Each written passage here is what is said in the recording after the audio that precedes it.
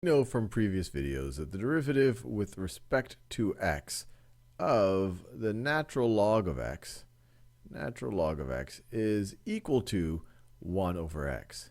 What I want to do in this video is use that knowledge that we've seen in other videos to figure out what the derivative with respect to x is of a logarithm of an arbitrary base. So I'm just going to call that log base a of x. So how do we figure this out?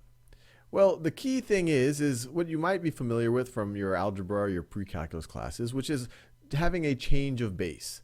So if I have some, I'll do it over here, log base a of b, and I want to change it to a different base. Let's say I want to change it to base c.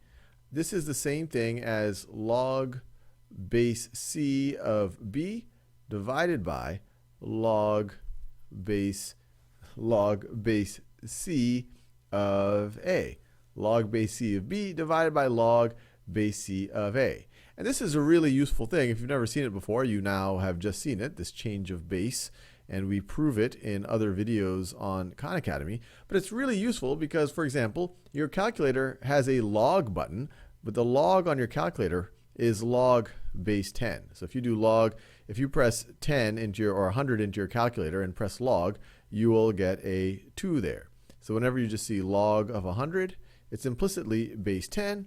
And you also have a button for natural log, which is log base e. Natural log of x is equal to log base e of x. But sometimes you want to find all sorts of different base logarithms, and this is how you do it. So if you're using your calculator and you wanted to find, what log base 3 of 8 is, you would type in your calculator log of 8 and log of 3. Or, let me write it this way, and log of 3, where both of these are implicitly base 10. And you'd get the same value if you did natural log of 8 divided by natural log of 3, which you might also have on your calculator. And what we're going to do in this video is leverage the natural log, because we know what the derivative of the natural log is. So this derivative is the same thing as the derivative with respect to x of, well, log base a of x can be rewritten as natural log of x over natural log of a. And now natural log of a, that's just a number. I could rewrite this as, write it this way, 1 over natural log of a times natural log of x. And what's the derivative of that? Well, we could just take the constant out. 1 over natural log of a, that's just a number. So we're going to get 1 over the natural log of a times the derivative with respect to x of natural log of x, which we already know is 1 over x. So this thing right over here is 1 over x.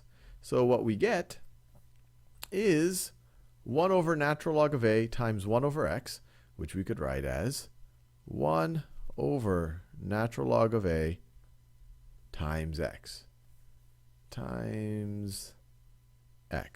which is a really useful thing to know. So now we can take all sorts of derivatives.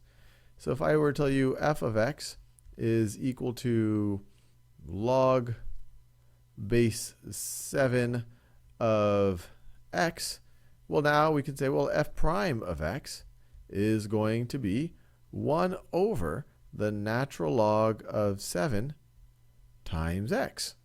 If we had a constant out front, if we had, for example, g of x is equal to negative 3 times log base, log base pi.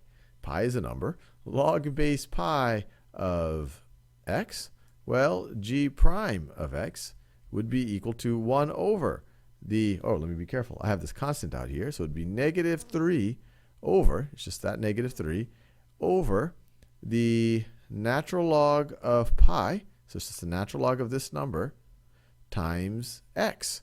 So hopefully that gives you a hang of things.